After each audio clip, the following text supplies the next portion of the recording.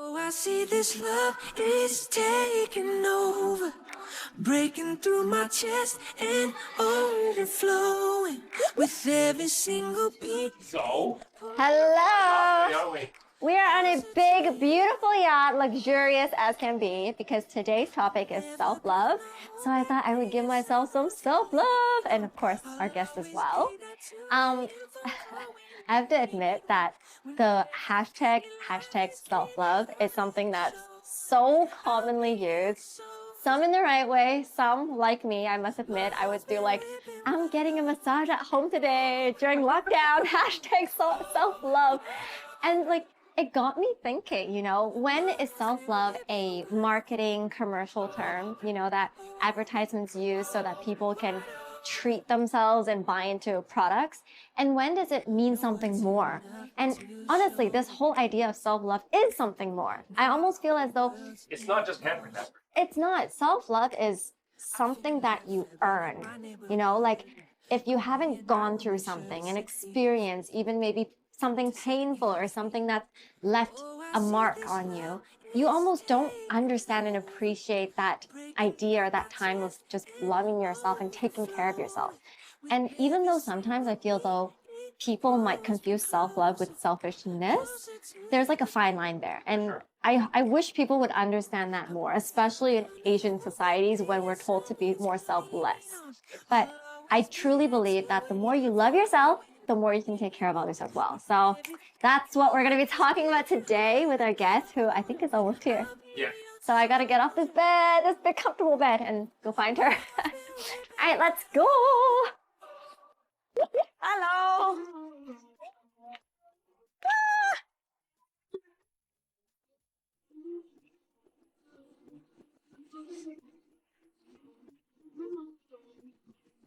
My name is Leslie Chang, and today we will be talking about love and self-love. And I think this is one of the most important topics to talk about, because not just romantic love, but loving yourself is really what it's all about. It's all about loving yourself fully and accepting yourself fully. And I love this topic. I'm excited to explore it. So, what is your definition of self-love?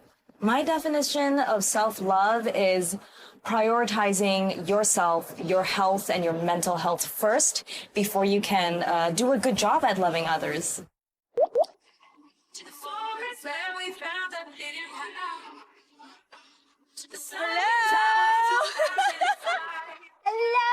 Hello, gorgeous.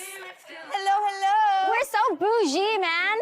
I know, right? I have like a little yacht coming to the bigger yacht. Like, what is this? Just an everyday, just a normal Tuesday. The very best for you. Go on. We're like the same height. Hello. Hi. Thank you so much for being here. Girl, you kidding me? I am ready to get my yacht on. Yes. Woohoo! Welcome to my yacht. Tuesday casual yacht.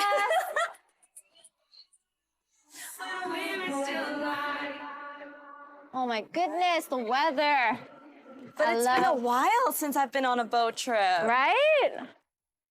As you know, today we're going to be talking about self-love. Yes. I kind of introduced everyone to this topic first, being like, you know how a lot of commercialized things use this hashtag, like hashtag self-love, Yeah. buy this product, treat yourself, self-love, like pamper yourself. But like, what does self-love mean to you? Oh, to me, I am super pro self-love. Yeah.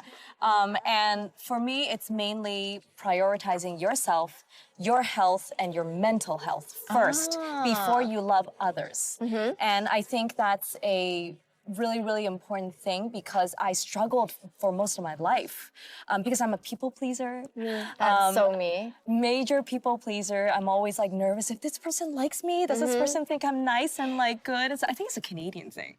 Because Isn't we it? just want to be well-liked. We're just so kind. We're just perfect little angels. I think it goes from like my parents. Like they don't even ask me to get like, oh, you don't need to get straight A's. You don't need to do whatnot. But I'm like the kind who's like, I gotta get like scholarships and like I did this for our family. And, Are like, you an uptight queen like me? super, super, Okay. super.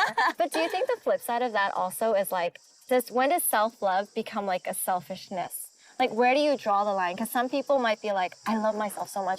All I care about is myself. Right. Like, when is that too much? And when do you need to kind of have a shared love as well? Well, first of all, I don't think self-love is selfish at all. I think that is such a toxic kind of image for a lot of people, because I think people get mixed up with being self-centered as self-love. There's a difference between I'm gonna love on myself, I'm gonna put myself first so I can love other people better and you know, grow as a person.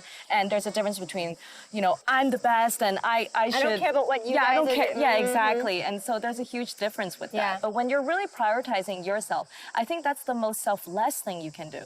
Because once you truly do find that, you know, self-love and confidence, that's when you truly can become the optimal best, you know, friend or daughter or sister or whatever, wife. Yeah. And that's what I came to realize, you know, I came to realize that even though I felt like I was, you know, I loved well and I loved hard, you know, before I really found myself at what, like 31, you know. Never too late. Never too late, for sure never too late. But I was still, I felt like I kind of gave that responsibility to someone else, maybe to make me happy or to make me feel secure or confident. Right. But then, as much as that could also destroy you, right? Like the same people could also say something to hurt you. for sure. Yeah. But You then can't rely now, on that like, too much. you know, I feel a lot more stable with myself. I love my relationship with myself, which is why I always say, like, girl, you just turned 30, right? Like, you're gonna love your 30s.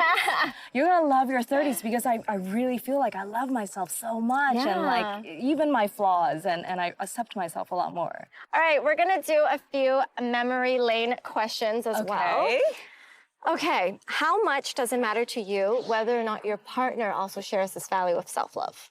Oh, it's very important. I think like open communication and honesty is the makes a relationship very strong. Right.